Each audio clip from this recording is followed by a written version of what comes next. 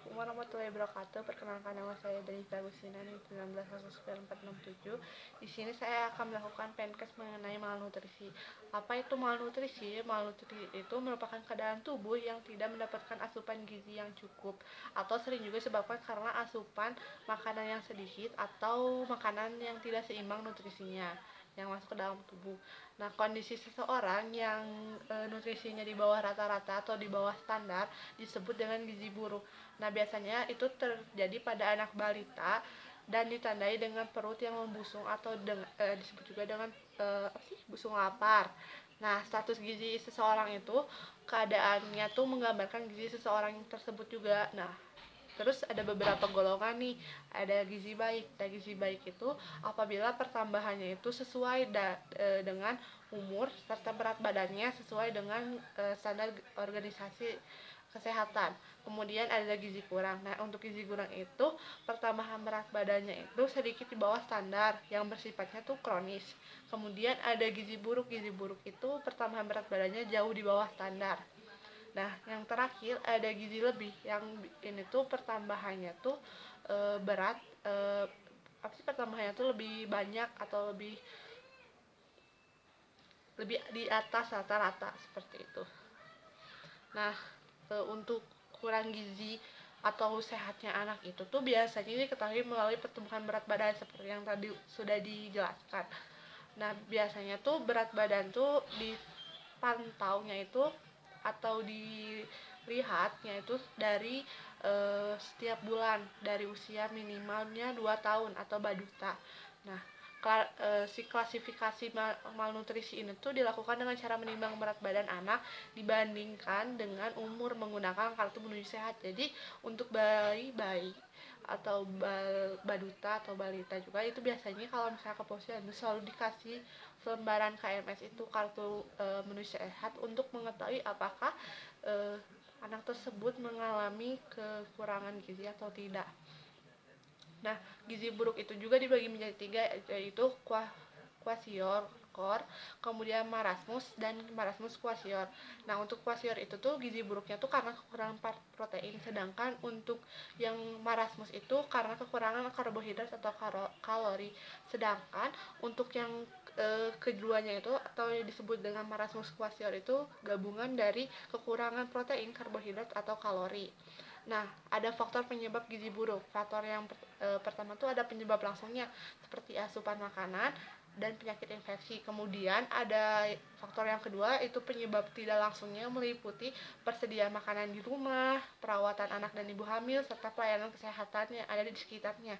Yang ketiga ada pokok masalah yang menyebabkan gizi kurang, yaitu ada kemiskinan, kemudian kurang pendidikan dan kurang keterampilan. Nah, menurut penelitian yang dilakukan oleh Verdius dan kawan-kawannya pada tahun 2003, faktor yang bersignifikan berhubungan dengan malnutrisi yaitu keparahan penyakit, usia, tingkat pendidikan ibu, dan pendapatan keluarga itu berpengaruh ke dalam malnutrisi seorang anak. Nah, untuk tanda dan gejala malnutrisi itu tuh dibagi menjadi 3 menurut yang tadi kwashiorkor, marasmus, dan marasmus kwashior.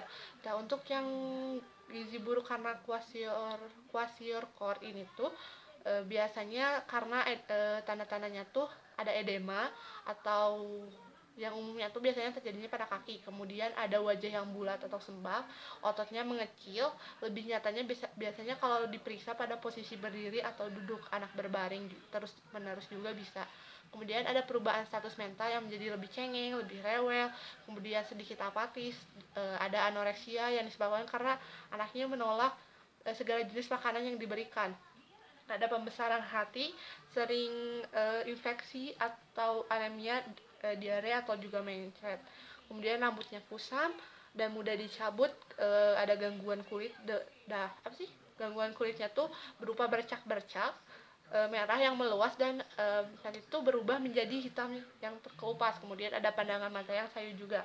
Untuk tanda dan gejala gizi buruk marasmus ini ada anak tampak kurus seperti hanya tulang terbungkus kulit, kemudian wajahnya seperti orang tua, lebih cengeng dan lebih rewel, kulitnya keriput, jaringan lemak subkutisnya tuh sangat sedikit bahkan sampai tidak ada. kemudian sering diare kronik atau konstipasi atau tekanan darah atau detak jantungnya dan pernapasannya itu berkurang. Nah, untuk gizi buruk marasmus kwashiorkor itu tanda dan gejalanya gabungan antara tanda gejala yang terjadi pada kwashiorkor dan marasmus.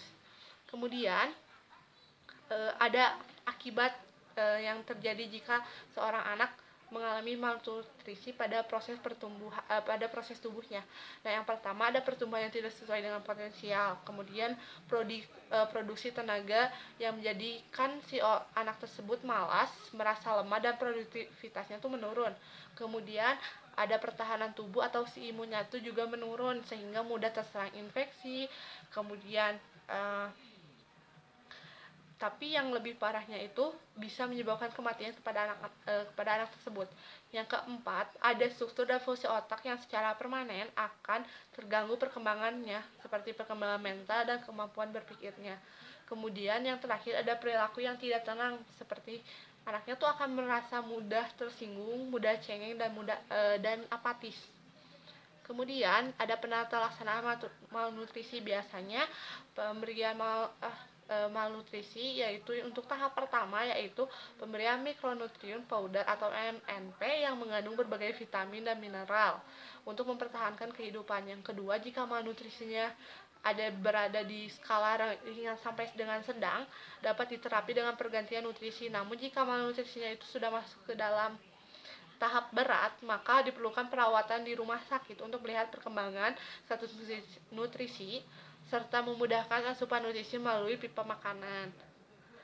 Sekian dari saya, terima kasih. Wassalamualaikum warahmatullahi wabarakatuh.